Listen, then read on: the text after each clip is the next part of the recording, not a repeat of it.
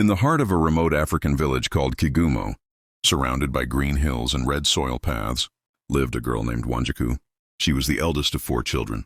Her siblings, Mwangi, Nyambura, and little Kioni. Their father had died when Wanjiku was only 14, and her mother, overwhelmed by grief and poverty, followed 2 years later. Overnight, Wanjiku became a parent to her siblings. While other young girls were discovering hobbies, fashion, and dreams, Wanjiku discovered only one thing: responsibility. She woke up before dawn every day, fetched water, cooked porridge, and ensured her siblings went to school. She worked in neighbors' farms, washed clothes for wealthier families, and sold vegetables in the market, all to keep her siblings fed and in class. She sacrificed new clothes, friends, even her education opportunities. But she never complained. To her, they were her family, her heart, her mission. Years passed and her siblings grew. Mwangi, the second-born, finished high school and insisted he was too big to do chores. Nyambura, beautiful and sharp-tongued, grew proud and started despising Wanjiku's simplicity. Kioni, the youngest, loved Wanjiku dearly, but was too little to defend her. Wanjiku remained their shield, working, struggling, starving so they wouldn't. And slowly, the siblings began to take her efforts for granted. Instead of gratitude, she got complaints, attitude, and disrespect. But she kept pushing, hoping that one day they would see her heart. When Mwangi reached university age, Wanjiku sold nearly everything she owned: her mother's kiondo, her goat, and even her tiny plot of land, to pay his fees. Mwangi left for university promising, "I will never forget what you've done. I'll take care of you one day." But once the city swallowed him, so did pride. He visited rarely and never sent help. Nyambura finished high school next, and all she dreamt of was a glamorous life in the city. She loved beauty, clothes, and attention, not responsibility. Wanjiku sponsored her training as a hairdresser.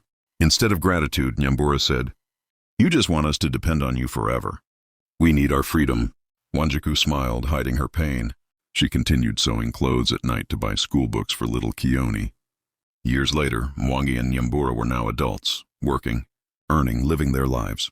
One might think they would return home to uplift Wanjiku, the woman who sacrificed everything for them. But instead, they began to mock her. Mwangi would visit the village with friends and tell them. This one, she never left the village, always struggling. Nyambura now wore fancy wigs and makeup. She would laugh with her friends and say, "My sister refuses to move on in life. She likes suffering." Even the villagers, influenced by the siblings, began to whisper, "Wanjiku wasted her life." Wanjiku heard the gossip, but she stayed silent. Her heart bled quietly. Only Kioni saw her tears at night. What no one knew, not Mwangi, not Nyambura, not the village, was that Wanjiku had been working on something secretly. Every coin she earned from sewing, farming, and selling vegetables, she saved. She attended evening adult classes quietly. She took an online business course using a neighbor's phone. She joined women's self-help groups. She invested in a small poultry business that grew and grew. And then she bought land, then a second piece, then a third. Little by little, Wanjiku was quietly building a quiet empire. One day, the county government announced a major project, a new tarmac road connecting Kigumo to the big city. The catch? The road was to pass right through the land Wanjiku had secretly purchased. Within months, contractors arrived. The government compensated landowners handsomely. People were shocked when they saw Wanjiku's name on 3 compensation lists. She received millions, not rumors, actual money, life-changing money. Mwangi and Nyambura came running home, shocked. They had expected Wanjiku to always be poor.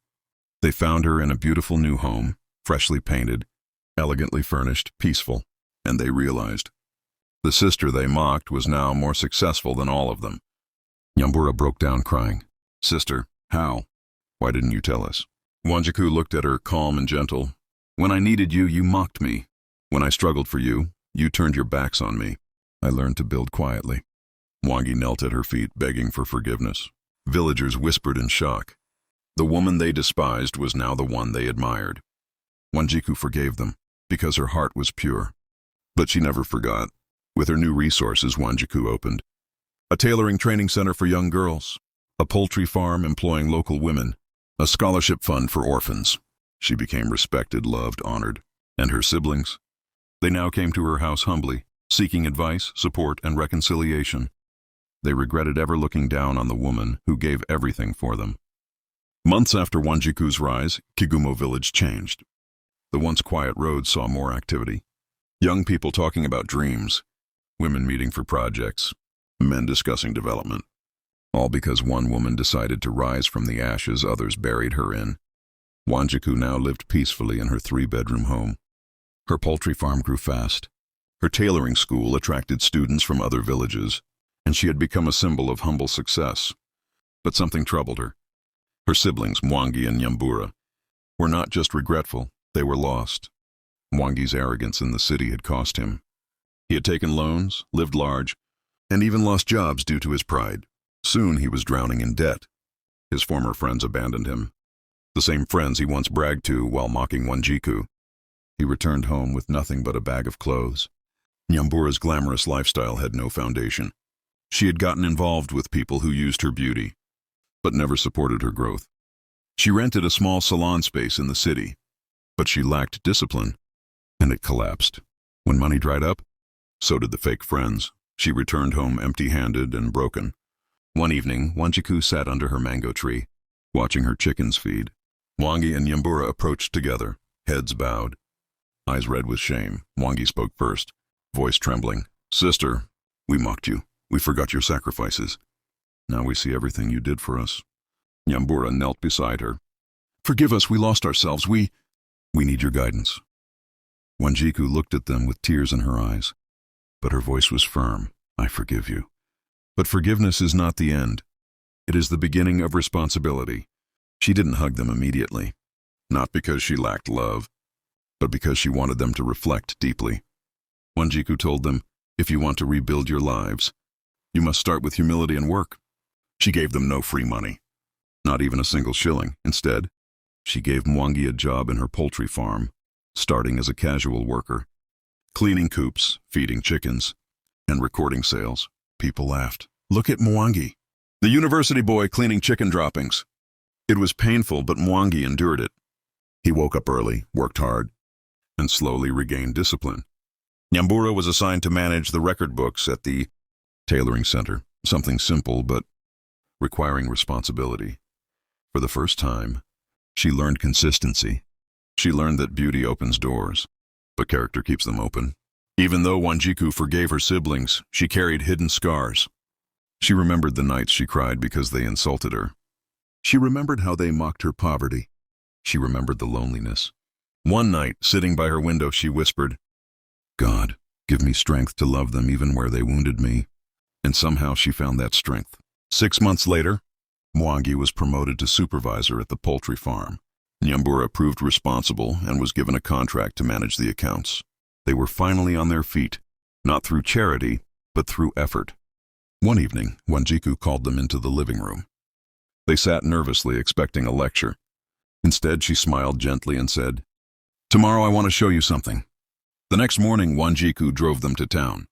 She stopped outside a newly renovated building, a clean, modern shop with shiny glass doors. Above it was a sign, Mwangi and Nyambura Enterprises. Funded by Wanjiku Foundation, Mwangi's mouth opened wide. Nyambura burst into tears. Wanjiku turned to them and said softly, "This is the life I always wanted for you. I didn't raise you to beg, I raised you to become pillars." She handed them business documents, keys, and a written plan. The shop was fully equipped to be a salon and Barber Plus cosmetics store, combining Nyambura's passion and Mwangi's management abilities. They cried uncontrollably, kneeling at her feet, this time not out of shame, but out of overwhelming gratitude. The business flourished. Mwangi became a respected young businessman. Nyambura became a trusted salon owner known for her humility. The 3 siblings slowly rebuilt their bond, not through gifts, but through growth, tears, honesty, and healing. Wanjiku became a village icon, a living lesson of what resilience, sacrifice, and silent discipline can create. And whenever people asked her, "Why help them after all they did?" she simply smiled. Because healing a family is greater than proving a point. Powerful morals. No betrayal hurts deeper than when it comes from your own blood. But forgiveness creates miracles.